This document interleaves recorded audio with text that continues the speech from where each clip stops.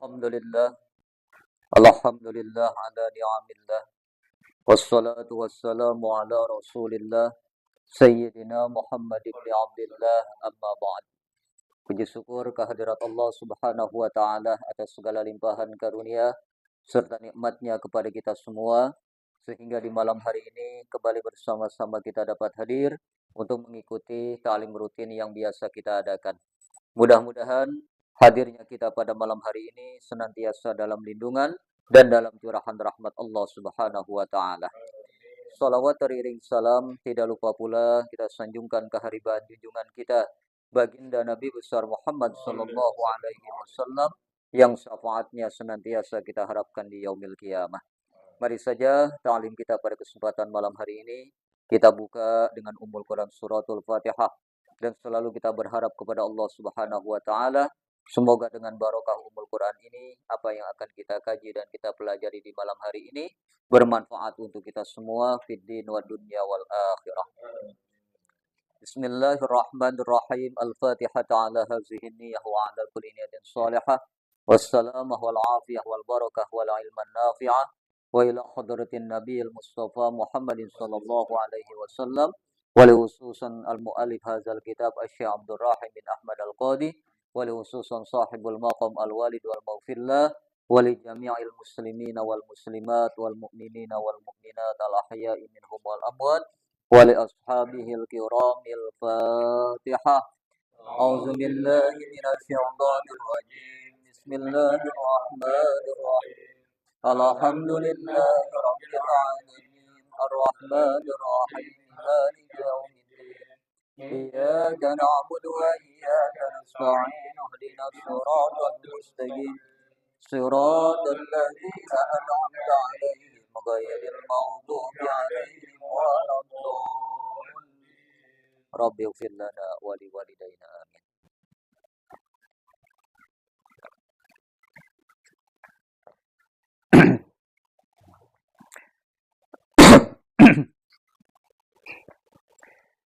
Bismillahirrahmanirrahim.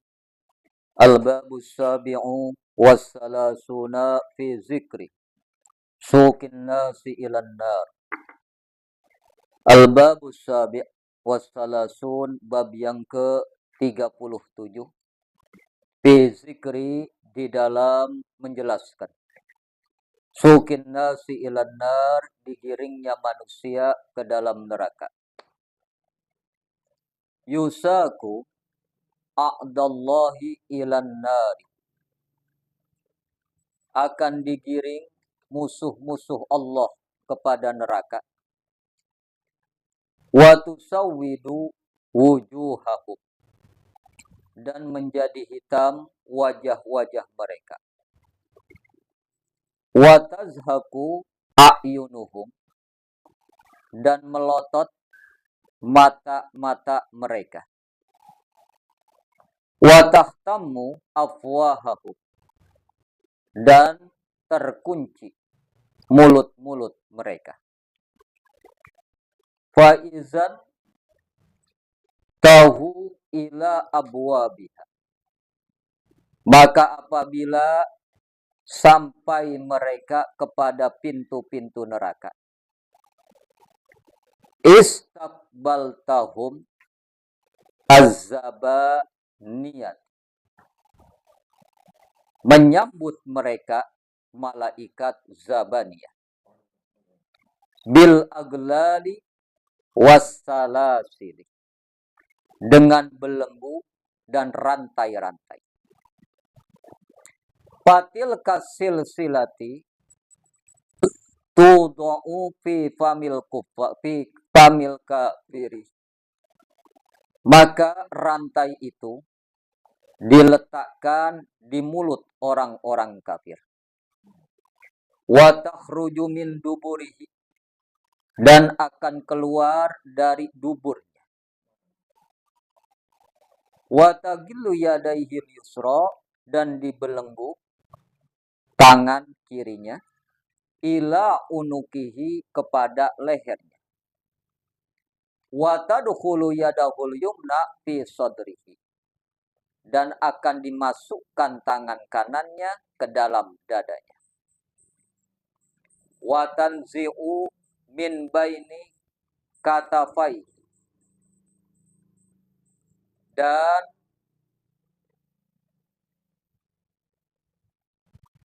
dicopot di antara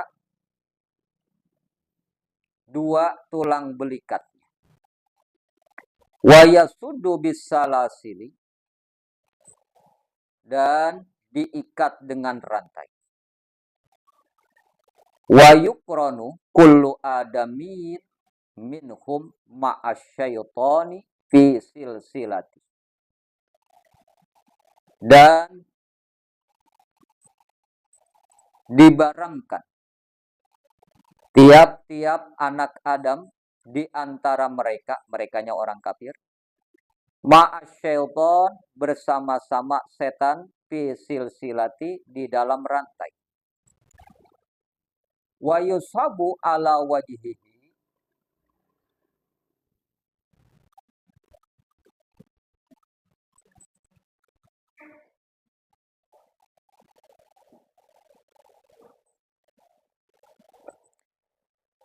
wa yushabu ala wajhihi, dan akan diseret atas wajahnya. Wa tadribuhumul malaikati bimaqami'i min hadidin, dan dipukul mereka oleh para malaikat bimaqami'i min hadidin, dengan cambuk-cambuk dari besi. Kullama aradu, ketika mereka menginginkan, ayakhruju, untuk keluar mereka, minha, dari neraka, u'idu fiha, maka dibalikan mereka di dalam neraka. Wakila lahum, dan dikatakan kepada mereka, zuku azabin nar, rasakan oleh kamu sekalian siksa neraka. Allazi kuntum bihi tukadzibuna, yang adalah kamu sekalian dengan siksaan itu mendustakan. Summa qalat Fatimatu ya Rasulullah, kemudian bertanya Fatimah, wahai Rasulullah, aulam tas'alu an ummatik, apakah engkau tidak bertanya tentang umatmu?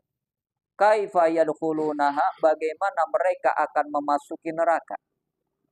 Qala alaihi salam, maka bersabda baginda Rasulullah sallallahu alaihi wasallam, tasuquhumul malaikati ilan nar, mereka akan digiring oleh malaikat ke dalam neraka.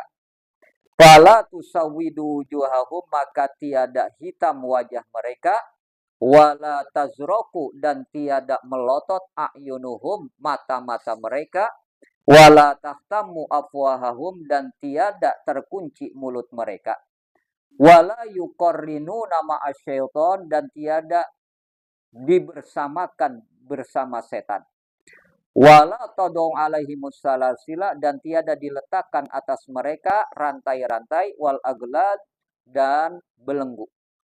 Faqalat ya Rasulullah kaifa tuquduhumul malaikah, maka bertanya Fatimah, wahai Rasulullah, bagaimana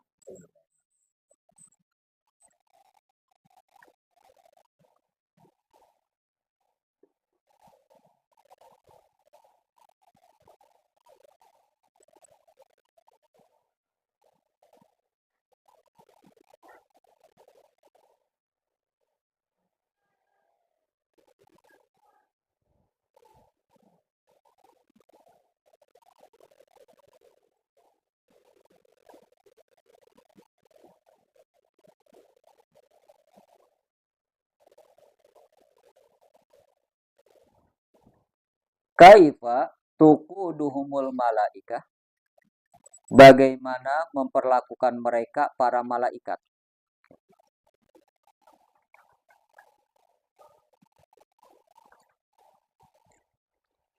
Qala alaihi salatu wassalam, maka bersabda baginda Rasulullah sallallahu alaihi wasallam, amma syaikhu wasabu payu khazani bil lihyati, Adapun orang yang tua dan yang muda, maka diambil mereka bil lihyati dengan jenggotnya.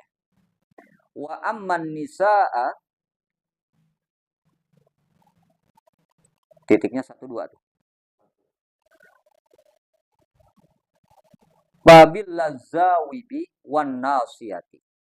Dan adapun yang perempuan, maka ditarik rambut dan ubun-ubunnya. Fakam min zi sibatin min ummati. Maka berapa banyak dari yang memiliki uban min ummati dari umatmu. Yakbidu ala syaibatihi, akan diambil atas ubannya. Wa yuqadu ilan nar, dan dilemparkan ke neraka. Wa huwa yunadi wa syaitahu, dan dia akan memanggil wa syaibatahu, dan demi ubannya, wa du'afahu, dan kelemahannya. Wa kam min sabin min ummati yakbidu minal lihyati. Dan berapa banyak dari pemuda dari umatku yang akan diambil dari jenggotnya. Wa yuqadu ilan nar, dan dilemparkan ke neraka.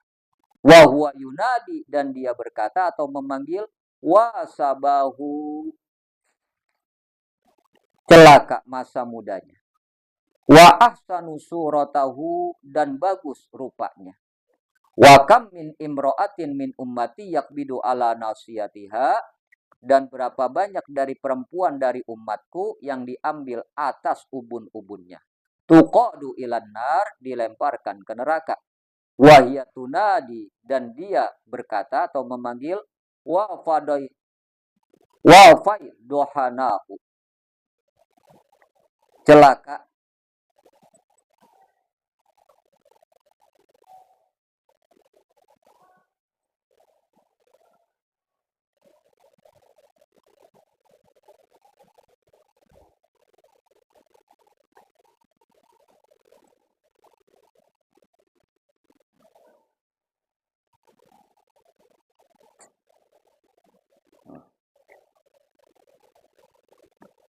wa yadoh tahu,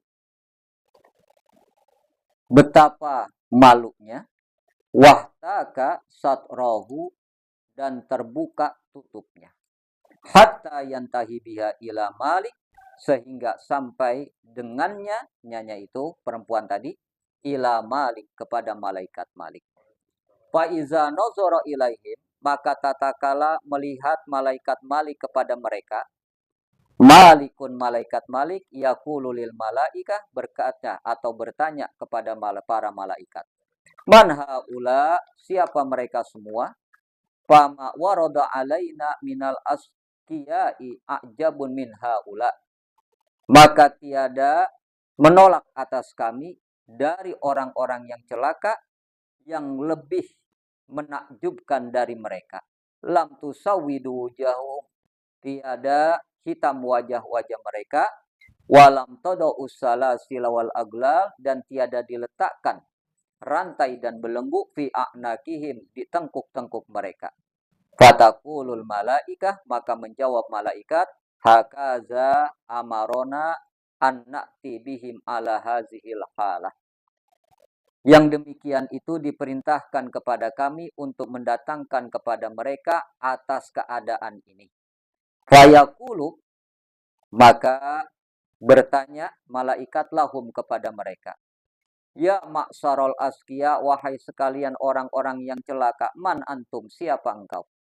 Fayaqulun, maka mereka menjawab, nahnu min ummati Muhammadin alaihi salam.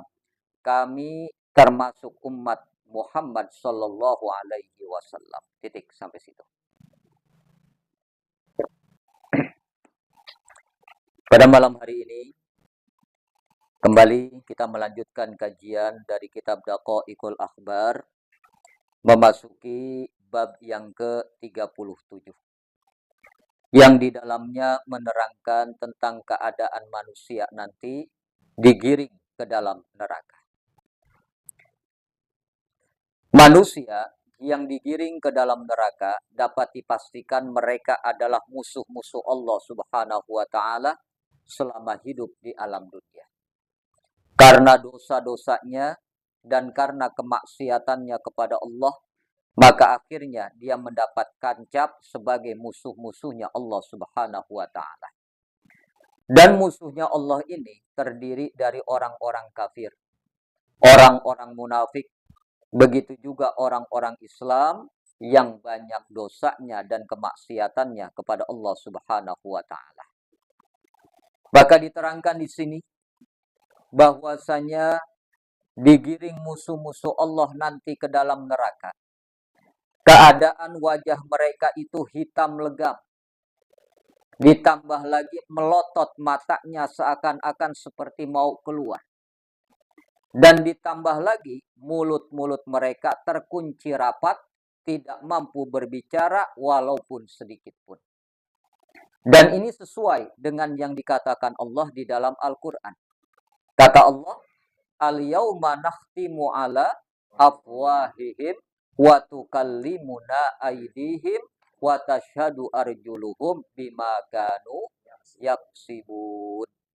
Karena tingkah laku mereka selama hidup di alam dunia banyak melakukan dosa dan kemaksiatan kepada Allah, maka keadaan mereka musuh-musuh Allah ini seperti itu. Amat sangat jeleknya. Bayangkan, orang kalau kulitnya hitam, matanya melotot. Coba dah. Kita nggak bisa bayangin kan? Ditambah lagi, mulutnya diam aja. Ini udah seperti apa keadaannya? Jelek bukan main. Maka, tata kala mereka sudah sampai ke pintu neraka tuh. Mau lapisan yang pertama hingga sampai lapisan yang ketujuh, istaqbalahum zabaniyah. Mereka semuanya kemudian disambut oleh satu malaikat yang bernama Zabaniyah. Nah, malaikat Zabaniyah ini, kalau diceritakan rupa atau bentuknya teramat sangat menakutkan. Kenapa? Malaikat Zabaniyah adalah satu-satunya malaikat yang belum pernah tersenyum. Ya. Keadaannya buruk bukan main. Tapi memang Allah ciptakan demikian untuk membuat rasa takut kepada penghuni neraka. Disambutnya dengan apa? Bil aglali wassalasil. Dengan belenggu dan rantai dari api neraka. Dan kemudian rantai ini diletakkan oleh malaikat Zabaniyah di mulut orang-orang kafir. Tujuannya untuk apa? Mengunci mulut mereka yang sudah tidak mampu berbicara sama sekali. Dan bukan hanya untuk mengunci, tetapi untuk menyiksa, karena selama hidupnya di alam dunia, mulutnya tidak pernah dipakai untuk berzikir dan mengingat Allah Subhanahu. Orang kafir mana ingat Allah? Orang kafir mana pernah berzikir kepada Allah? Maka nanti mulutnya dikunci mati dengan rantai api dari api neraka oleh malaikat Zabaniyah. Apa yang terjadi ketika rantai ini diletakkan di mulut mereka? Wa takhruju min duburi. Rantai ini sampai keluar tuh saking panasnya ke arah dubur mereka. Jadi dari mulut terus masuk ke dalam perut mereka, keluar lewat dubur. Mati. Nggak ada mati lagi di situ. Mati kan cuma sekali ketika kita hidup di alam dunia. Masuk ke dalam kubur, hidup lagi. Dan udah nggak ada mati lagi. Kemudian watagilu yadahul yusra ila unuki. Tangan yang sebelah kirinya dibelenggu tuh ke arah tengkuknya. Jadi diginikan. Ya. Sedangkan mulutnya sudah dirat. Terus watadkhulu yadahul yumna fi sadrihi, ini bisa sampai keluar tuh. Ya, tangan yang sebelah kanannya di dadanya. Watanzi'u min baini katafaihi. Bisa menembus ke dadanya masing-masing. Hingga sampai ditarik bahkan diputuskan dari alah tulang belikat. Tulang belikat di mana? belakang. Tuh yang kalau kita suka ngerasain sakit di sini nih. Nah, jadi ini tangannya ditarik, ininya juga ditarik, kanan kirinya itu tertarik sampai dari sini. Copot. Nah, belum pernah ada yang seperti itu. Kita paling narik tangan orang kalau nggak copot jarinya. Gitu kan? Ini sampai ke arah tulang belikatnya. Ngikut copot. Wayasudu bisalasil, dan kemudian mereka dengan rantai ini, yaitu dari malaikat Zabaniyah, wa yukronu kullu adamin hum ma'asyaitan. Dijadikan satu, dibelenggu bersama dengan setan. Ini khusus untuk orang-orang fi silsilatin, dalam satu ikatan rantai. Dengan setan jadi satu. Kenapa? Karena perilakunya, tingkah lakunya, ucapannya, perbuatannya sama saja dengan setan. Kok bisa begitu? Lihat di dalam Al-Quran. Qul a'udzu birabbin nas, malikin nas, ilahin min syarril waswasil allazi waswisu fi sudur minal. Yang namanya setan ternyata minal jinnati, dari bangsa jin dan bangsa manusia. Ketika di alam dunia ini mereka terpisah karena alamnya. Bangsa jin mungkin hanya menyuruh manusia dengan bisik-bisikannya yang membuat was-was, khawatir, bingung, gamang, dan lain sebagainya. Hanya dengan bisikan-bisikan saja. Tapi setan manusia bisa memberikan contoh langsung. Nih, yang namanya nyolong begini nih ya. Kan begitu kan? Nipu begini nih. Judi begini nih. Mabuk begini nih. Lebih parahan mana coba? Kita belum pernah diajarin setan dari bangsa jin caranya mabuk. Paling setan cuma bisikin doang. Mabuk enak loh. Gak percaya? Coba diajalin. Dikit aja, dikit-dikit. Paling cuma begitu. Lewat hawa nafsu kita diajak untuk bermaksiat. Tapi belum pernah ngasih contoh langsung. Nih, mabok begini nih. Belum pernah. Pernah ngelihat setan mabok? Jin mabok? Belum pernah kan? Hebat-hebatnya bangsa jin, itu nggak beri contoh. Tapi bangsa setan manusia beri contoh langsung. Main judi nih, begini nih. Kiu-kiu begini nih caranya nih. Begitu kan? Mirip begini nih caranya. Begitu kan? Langsung ngasih contoh. Mabuk juga sama, ngasih contoh. Zina sama, ngasih contoh. Tapi mereka enggak. Ini, makanya Allah katakan, minal jinnati wan nas. Nah, karena hal tersebut, maka nanti mereka di dalam neraka digabungkan jadi satu. Enggak dipisahkan.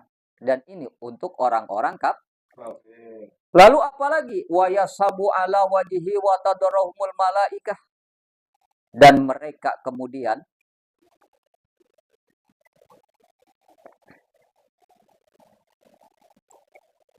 dijadikan satu tuh dengan bangsa setan, dan wajah mereka dipukul oleh malaikat dengan cambuk-cambuk yang terbuat dari besi. Kita nggak bisa bayangin. Sekarang kita dicambuk aja nih. Ya, dengan sesuatu yang bukan dari besi. Sakitnya bukan main. Contoh dari rotan aja tuh. Sakitnya bukan main. Bagaimana kalau dari besi? Ditambah lagi yang nyambuk bukannya orang, malaikat. Zabaniyah, yang khusus memang untuk menyiksa orang-orang yang bermaksiat kepada Allah.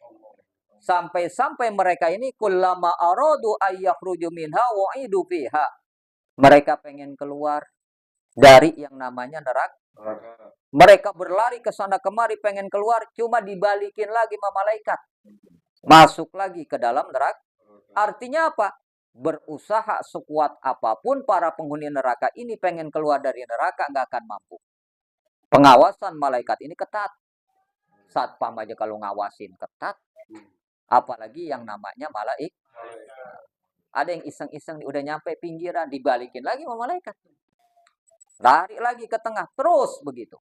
Dan kemudian malaikat ini berkata, kepada penghuni neraka, zuku azabannar, rasakan oleh kamu sekalian siksa neraka. Malaikat nggak ada kasihannya. Kenapa? Karena mereka diperintahkan oleh Allah cuma untuk menyiksa malaikat Zabani. Sehingga makin merasakan sakit, malaikat malah ngomong, zuku azabinnar. Ibaratnya kita begini, kita yang ngerasain sakit. Tiba-tiba teman kita ngomong, rasain. Kira-kira rasanya gimana kita? Gitu kan? Ya paling cuma bisa ngedumel aja kita kan. Udah tahu sakit. Pakai disyukurin kan begitu kan? Kenapa? Allazi kuntum bihi tukazibun. Yang dimana kamu sekalian dulu di alam dunia mendustakan. Dan sekarang nih banyak banget orang-orang yang kayak begitu. Kalau kita peringatkan tentang azab neraka, itu urusan nanti. Gitu kan? Ya. Napsi-napsi di sonoma, yang disiksa gua, mengeluh. Ada nggak yang begitu tuh? Banyak banget. Ya. Nah, kalau kita lihat ayat ini sebetulnya ayat Al-Qur'an. Wa qila lahum zuqu azabin naril ladzi kuntum bihi tukadzibun. Ini ayat Al-Qur'an. Yang Allah tegaskan kepada mereka yang suka bermaksiat kepada Allah, nggak percaya kepada Allah, ingkar kepada Allah, nanti mereka akan dikatakan, rasakan oleh kamu siksa neraka yang ketika kamu di alam dunia mendustakannya. Bisa kita bayangin. Yang ngomong begitu malaikat lagi, nggak tanggung-tanggung. Kemudian, ketika Rasul menyampaikan ini semua, summa qalat Fatimah, bertanya Siti Fatimah, putri daripada baginda Rasulullah Shallallahu Alaihi, yang ditanya oleh beliau adalah tentang kita nih umatnya. Kalau tadi kan cerita siksaan itu khusus untuk orang-orang kafir yang ingkar kepada Allah, yang keadaan mereka ketika digiring seperti itu. Tapi untuk umat baginda Rasul ini belum diceritakan. Sehingga Fatimah bertanya kepada ayahandanya. Kata Fatimah, "Aulam tas'alu an ummati kaifa yadkhulunaha?" Ya Rasulullah, apakah engkau tidak bertanya tentang keadaan umatmu? Bagaimana mereka nanti ketika masuk ke dalam neraka? Bayangin. Putri Rasulullah khawatir. Kalau umat Rasulullah keadaannya kayak begitu kan jelek banget. Digiring ke dalam neraka, wajahnya hitam. Kemudian matanya melotot. Ditambah lagi mulutnya nggak bisa ngomong, terkunci rapat. Dikasih rantai. Dikasih belenggu. Sampai hingga keluar dari nuburnya. Ini kan keadaan yang sangat menyakitkan. Yang jelek lah kalau kita pandang. Nah, Fatimah ini khawatir dengan umat baginda Rasulullah. Sehingga bertanya, bagaimana keadaan umatmu nanti ya Rasulullah ketika masuk ke dalam neraka? Qala Rasulullah Shallallahu Alaihi, dijawab oleh baginda Rasul, tasukuhumul malaikah ilan nar. Mereka juga sama nanti digiring oleh malaikat ke dalam neraka. Kenapa? Dosanya banyak, belum sempat taubat. Nggak dapat ampunan Allah. Makanya digiring juga oleh malaikat ke dalam neraka. Cuma keadaannya fala tusawid wujuhahum, wajahnya nggak hitam. Karena mungkin dulu pernah ngambil wudhu, pernah sujud, sholat, menyembah Allah. Maka wajahnya umat Rasulullah tuh nggak dihitemin. Tetap keadaannya seperti sedia kala. Lalu apalagi? Wala tazraku a'yunuhum, matanya juga nggak melotot, biasa aja. Kecuali Imam Belok dah. Lain. Itu kan nggak melotot, biasa aja. Wala tahtamu afwahahum, dan mulut mereka pun nggak terkunci rapat, biasa aja. Masih bisa nyebut, bahkan kita dengar ada penghuni neraka yang ketika disiksa masih ngomong, ya Hanan, ya Manan. Artinya apa? Mulutnya nggak terkunci. Masih memuji Allah. Ya Hanan, ya Manan, ya Hanan, ya Manan. Terus begitu. Nah, mulut umat Rasulullah nggak terkunci. Kemudian, wala yuqarrinuna ma'asyaiton, dan mereka pun nggak dijadikan satu dengan setan. Walaupun tingkah lakunya dulu di alam dunia itu rada-rada setan juga. Cuma apa? Masih ada pembatas. Masih ada pembatas. Kayak model kita nih, kadang-kadang lagi maksiat gitu kan. Lagi sadar mak bener banget kita. Gitu kan. Kadang-kadang jadi setan, kadang-kadang jadi malaikat. Makanya nanti mereka nggak digiring tuh bersama dengan setan di dalam neraka. Ditambah lagi wala taudu alaihimus salasil wal aglal, dan tidak diletakkan di lehernya rantai neraka, begitu juga belenggu neraka. Faqalat, bertanya lagi Aisyah, ya Rasulullah, kaifa tuquduhumul malaikah?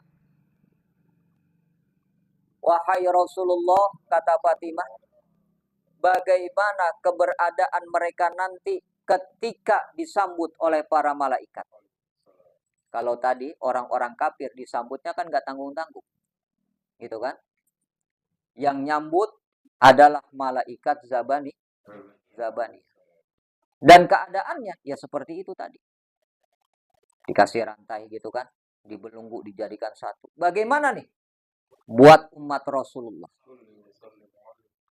Rasulullah menjawab, amma syekhu wasab, untuk orang yang sudah tua, begitu juga yang mati dalam keadaan muda, fayukhazani bil lihyati, maka ditarik mereka, diambil, ditarik bil lihyati, dengan jenggotnya. Oh, saya mah kagak punya jenggot, untung nih, di sana mah tetap punya. Jadi kira enggak? Ya. Kenapa? Karena caranya menariknya, kalau tadi kan ditarik nggak tanggung-tanggung tuh. Sampai hingga tulang belikatnya itu putus. Ini enggak, yang ditarik cuma jenggotnya. Jenggot juga kalau ditarik, coba jajalin. Apalagi narik malaikat. Gitu kan? Ini ditarik, diseret oleh malaikat itu melalui jenggot. Mau yang muda, mau yang tua, pokoknya ditarik, seret bareng-bareng. Suruh masuk ke dalam neraka. Wa amman nisa, sedangkan untuk golongan perempuan, nanti perempuan juga banyak yang masuk neraka. Bahkan Nabi bilang, dalam peristiwa Isra Mi'raj, apa kata Rasulullah? Aku lihat yang paling banyak di dalam neraka adalah kalian, yaitu para wanita. Kata Rasulullah kan begitu. Oh, berarti orang laki-laki sedikit, nggak dikit juga, banyak juga. Nggak mungkin wanita maksiat kalau nggak ada laki-laki. Benar. Rata-rata wanita kan maksiat, yang bujuk siapa? Gitu kan? Cuma masalahnya kemudian Allah takdirkan nanti mendekati kiamat, jumlah laki-laki dengan perempuan lebih banyak perempuan. Sekarang aja nih hitungannya, udah 1:3. Sekarang, bahkan ada di satu negara, itu kekurangan laki. Sampai minta diimpor. Bayangin. Ya. Jadi di sana itu ada satu negara yang kalau mau kawin dibiayain sama negara di sana. Kemudian hidupnya selama 10 tahun ditanggung negara. Mau nggak? Ada itu negara yang udah model begitu. Ya, kenapa? Karena memang kekurangan laki-laki. Cuma masalahnya kemudian di negaranya ini nggak boleh poligami. Tuh. Coba kalau nggak ada poligami, lah nganggur perempuan. Bener nggak? Makanya Islam itu sudah memberikan satu hukum yang betul-betul jelas. Cuma kadang-kadang nih perempuan yang ngeyel. Ketika bicara poligami, lakinya mau kawin lagi, marah nggak tuh perempuan? Ya, marah. Ya. Jangankan model istri-istri kita lah, atau perempuan kita nih, ya, di negara kita. Istri Nabi saja, ketika Nabi mau menikah lagi, itu sampai-sampai diumpamakan ketika memegang telur, telurnya matang. Saking panasnya. Kalau seorang suami mau menikah. Nah, jadi makanya kalau misalnya istri ini pengen masak telur matang, nikah lagi dah. Itu kan? Saking panasnya. Masalah. Bahkan di zaman Nabi Ibrahim, ketika Nabi Ibrahim nih mau menikah, ya, mau menikah lagi, padahal apa? Yang nyariin adalah istrinya. Yang ngerestuin istrinya, yang lamar istrinya. Tapi ketika mau menikah, bersen dari pohon kurma kering. Saking panasnya tuh, yang namanya api cemburu. Oh, makanya kalau orang cemburu, kuping budek, mata buta, gitu tuh, otak agak jalan. Itu kalau orang cemburu. Pernah ngerasain cemburu? Kalau anak muda mah sering, gitu kan? Memang begitu. Maka dibilang cinta buta. Gitu.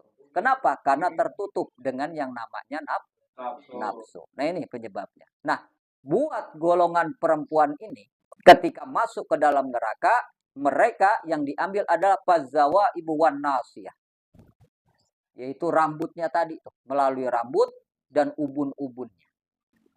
Jadi ditarik begitu dari ubun-ubunnya nih. Coba jajalin dah, narik rambut. Pas banget bagian ubun-ubun. Rasanya beda sama bagian yang lain. Sakitnya juga lebih hebat dibandingkan itu. Maka di sini kemudian dikatakan, pakam min zi saibatin min ummati yakbidu ala saibati. Dan berapa banyak dari yang memiliki uban dari umatku, mereka akan ditarik atas ubannya. Kenapa di sini yang dibicarakan adalah uban? Karena uban ini adalah tanda kelemahan. Orang kalau udah ubanan, kita sering ngomong, pas ngeliat uban, ya lu udah ubanan, tua lu. Bener nggak? Ya. Tapi biar katanya udah tua, nggak ubanan, masih lumayan. Bener nggak? Yeah. Ini ada anak muda nih, tiba-tiba udah ubanan. Wah, tua lo udah. Gitu kan? Kenapa? Menandakan kelemahan. Wa yuqadu ilan nar, dan mereka kemudian diseret ke dalam neraka. Nah, itu. Wa huwa yunadi wa saibah, dan kemudian mereka ini berkata, celaka ubanku. Kenapa mereka mengatakan uban? Karena uban adalah tanda kelemahan. Kemudian mereka berkata lagi, wad afahu, dan betapa lemah. Maksudnya kalimat ini adalah penyesalan dari umat baginda Rasul yang dilemparkan ke dalam neraka karena menyia-nyiakan masa mudanya. Maksudnya begitu.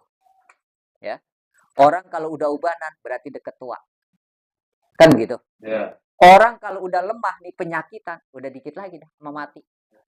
Bener kan? Yeah. Ini dua-duanya adalah tanda kelemahan. Dia nggak penyakitan, tapi ubanan minimal nih. Udah mesti hati-hati nih. Kan? Kenapa? Karena dulu di sejarah adanya uban itu pada zaman Nabi Ibrahim alaihissalam. Ada pula yang mengatakan zaman Nabi Musa. Sebelum zaman itu tuh nggak ada sejarah uban. Manusia nggak pernah ditumbuhin uban. Ketika itu Nabi Ibrahim minta kepada malaikat pencabut nyawa, malaikat Israel, berteman memang. Kata Nabi Ibrahim, nanti kalau tanda-tanda kematianku udah dekat, tolong ya, kasih tanda-tandanya. Jangan tiba-tiba datang. Bahasanya begitu tuh. Ini enggak bahasa kitab ini mah, bahasa biasa aja, supaya paham. Nah, kemudian malaikat ini lama dah nggak ketemu dengan Nabi Ibrahim alaihissalam. Tiba-tiba datang. Mau ngapain kemarin? Nyabut nyawamu. Emang udah dekat waktunya. Kan tanda-tandanya saya suruh kasih tahu, kata Nabi Ibrahim. Kan udah ada tanda-tandanya Ibrahim. Apa tanda-tandanya? Lihat rambutmu. Iya, ini udah putih. Kemarin hitam, sekarang udah putih. Berarti ini tanda-tanda kematian. Iya. Tapi apa? Nabi Ibrahim, nama Nabi Ibrahim. Nabi Ibrahim paling pintar dia. Ngerengkal juga bahasa kitanya. Kita dulu dah, kasih waktu dulu. Bahasa kita kan begitu kan? Ya, padahal apa? Semuanya sudah ada tanda-tandanya. Kulit yang tadinya tuh kencang banget. Seiring usia udah kayak diwir kan tuh kulit. Ditarik, dilepat tuh kayak karet. Bener kan? Orang udah tua lain memang. Dicolek begitu tuh. Bahkan kalau kita salaman sama aki-aki, jajalin dah. Beda nggak kulitnya? Beda. Gitu kan? Nah, lalu keadaan rambutnya juga udah beda. Yang tadinya hitam pekat gitu kan. Nah, seiring usia berubah. Sekarang udah banyak mulai coklat-coklat gitu kan. Anak muda sekarang berani banget emang. Rambutnya diputih-putihin. Padahal dulu adalah tanda kematian. Gitu. Nah, inilah yang dikatakan wa syaibatahu wa afahu. Sebagai tanda kelemahan, penyesalan dengan masa muda yang dia miliki. Kenapa masa muda dia sia-siakan? Kenapa ketika masih kuat dia sia-siakan? Orang rata-rata nih bisa menyesal ya ketika dua hal ini datang. Ketika udah ubanan, baru dah ngomong poin sampah. Emang lu belagu bagaimana lagi? Gitu kan? Ketika keadaannya sudah lemah dengan masa tuanya, dia baru mau insaf. Padahal apa? Ketika dia mau ruku, udah mulai sakit pinggang. Benar nggak? Ketika dia mau sujud, udah gemeteran lututnya. Udah kelemahan-kelemahan udah ada pada sendirinya semua. Dan disinilah sebagai bentuk penyesalan. Makanya beruntung kita yang memang masih muda, nih bisa memanfaatkan waktu kita dengan sebaik-baik. Makanya ada salah satu hadis qudsi. Ya. Sesungguhnya Allah mencintai 3 perkara, namun lebih mencintai lagi 3 perkara. Apa yang pertama? Yang pertama adalah orang kaya yang pemurah. Allah demen. Tapi orang miskin yang pemurah, Allah lebih demen. Lah miskin, tapi pemurah. Kalau kaya pemurah, nggak jadi masalah, kita banyak. Biasa kan? Tapi orang miskin pemurah, Allah lebih demen. Itu. Yang kedua, yang dicintai Allah nih, lebih dicintai lagi ya sama Allah adalah anak muda yang bertobat. Orang tua tobat, wajar besok mau mati. Tapi anak muda tobat, Allah senang nggak? Nah itu. Jadi kita nih, anak muda yang mendekatkan diri kepada Allah, Allah jauh lebih cinta dibandingkan aki-aki. Aki-aki mah, dia mendekatkan diri kepada Allah, dia bertobat, wajar, dikit lagi. Tapi yang namanya anak muda, biasa anak muda kan pikirannya, gue malah lama mau mati. Bener nggak? Itu anak muda rata-rata. Belum pernah kita dengan anak muda. Gue dikit lagi mati kayaknya. Belum pernah kita. Kenapa? Dia berpikiran selalu masih lama. Makanya mabok jadi. Bener nggak? Maksiat apa aja getol. Ngetrek jadi. Padahal kalau ngetrek dia tabrakan, maka kagak mati. Mati-mati juga kan? Nah ini yang harus kita perhatikan. Makanya di sini yang diberitahu oleh baginda Rasul. Manfaatkan masa muda dengan sebaik-baik. Lalu apa lagi? Wa kam min sabin min ummati yakbidu minal lihyati. Dan berapa banyak dari orang yang masih muda nanti dari umatku yang akan diambil untuk masuk digiring ke dalam neraka melalui jenggotnya. Wa yuqadu ilan nar, dan dimasukkan mereka ke dalam neraka. Wa huwa yunadi, dan pada saat itu mereka teriak, wa sabahu wa ahsanu suratahu. Celaka masa mudaku. Dan celaka rupaku yang dulu di alam dunia dianggap menarik. Berapa banyak sekarang kita lihat. Anak muda yang ganteng-ganteng rusak. Dia sia-siakan masa muda. Dan berapa banyak pemudi perempuan yang cantik-cantik ternyata apa? Jauh lebih rusak dibandingkan yang biasa-biasa aja. Kenapa? Karena dia beranggapan ini modal. Ganteng, siapa yang kagak nyangkut sama gua? Bener nggak? Cantik, siapa yang nggak tergoda sama dia? Padahal apa? Yang namanya masa muda dan rupa ini semuanya akan berubah. Ini kita nih, waktu lagi muda. Gitu kan? Menarik banget kan? Itu. Kita ngedip ya dikit cewek, kepleset. Nginjak kulit pisang. Itu kan? Bener nggak? Tetapi ketika sudah tua, neneknya juga ogah deketin. Benar? Nah, artinya apa? Mereka menyesali dengan masa mudanya dan menyesali dengan bentuknya. Nah, ini. Wa kam min imra'atin min ummati yakbidu ala nasiyatiha, dan berapa banyak dari perempuan umatku nanti yang mereka akan ditarik dari ubun-ubunnya. Tuqadu ilan nar, dan dimasukkan ke dalam neraka. Kenapa sih ubun-ubun? Karena ternyata banyak kaum wanita ini yang tidak menutup auratnya. Dia tidak tutup. Padahal apa? Yang namanya menutup aurat ini adalah kewajiban. Terutama rambut. Kalau masih muda, dia tutup rambutnya. Itu perintah Allah. Tapi kalau udah tua nih, udah nenek-nenek, udah nggak ada daya tarik rambutnya, nggak ditutup juga nggak apa-apa. Jadi kalau kita lihat nenek-nenek nih rambutnya beriak, biarin aja kayak kuntilanak. Kenapa? Karena memang udah nggak ada daya tariknya. Rambutnya udah putih semua. Ditambah botak-botak dikit kan palanya. Udah nggak menarik. Benar nggak? Sehingga apa? Udah ada kewajiban tuh buat menutup auratnya, rambutnya tadi. Tapi kalau yang masih muda, berapa banyak dulu para penyair sampai-sampai mengatakan rambutmu bagaikan apa? Ya kan? Harum semerbak tuh. Kan begitu kan? Kalau dulu begitu kan? Artinya apa? Aurat. Harus ditutup. Nah, nanti berapa banyak tuh dari umat Rasulullah perempuan ini yang malah rambutnya ini menjadi penyiksa buat dirinya karena tidak menutup aurat. Dan ada lagi sekarang yang berani ngomong, nggak nutup rambut juga nggak apa-apa. Itu kan? Yang penting apa? Yang penting akhlaknya, pekertinya, kagak ada hubungan. Nggak ada hubungan. Nggak nyambung. Kalaupun dia ditutup auratnya, akhlaknya buruk, ya setidaknya dia sudah menjalankan perintah Allah. Akhlaknya baik, tapi perintah Allah enggak dia jalankan, kan percuma. Kenapa? Karena akhlak ini mencerminkan ketaatan seseorang. Bagaimana dikatakan akhlak baik kalau sama Tuhan yang lawan? Coba dah. Sekarang kita bilang begitu. Wah, itu mah bisa-bisanya aja. Lalu juga bisa-bisanya aja. Kenapa? Karena itu perintah Allah ada di dalam Al-Qur'an. Kan Nabi diperintahkan, lihat dalam Al-Qur'an.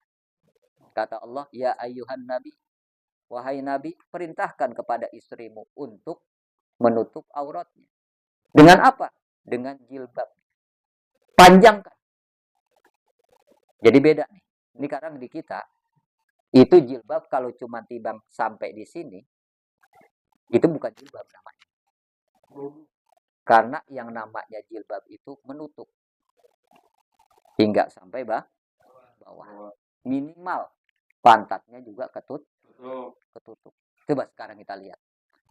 Pakai jilbab, wahai banget.